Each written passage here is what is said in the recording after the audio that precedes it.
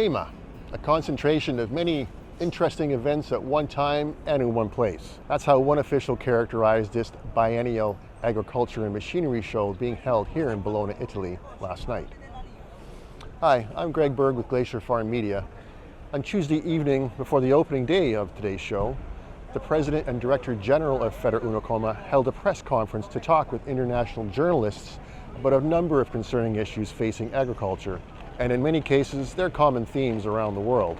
Inflation and other global factors are keeping farmers' cash in their wallets, and equipment manufacturers worldwide are feeling the economic effects.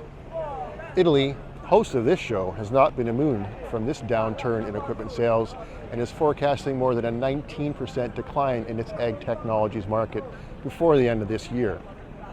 Among other countries, Federuniocoma also noted that Canada, for one, saw its new tractor sales, often seen as a benchmark for the financial health of the ag sector, decline as much as 16% over the same period. Topics such as the farm labor shortage were addressed during the conference, in that technology and mechanization are seen as solutions to help growers who need to fill labor gaps on their farms, along with a new generation who have seemingly grown up with so much new technology around them that they will be eager to apply that knowledge at the farm level as much as possible.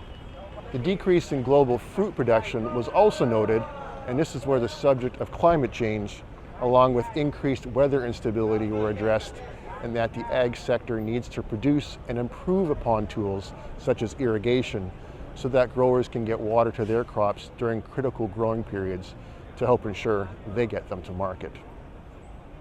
These were just a few of the topics that were addressed, and it gave me a good overall feel for what this show is all about, highlighting innovation in agriculture to increase sustainability and add more certainty for the sector.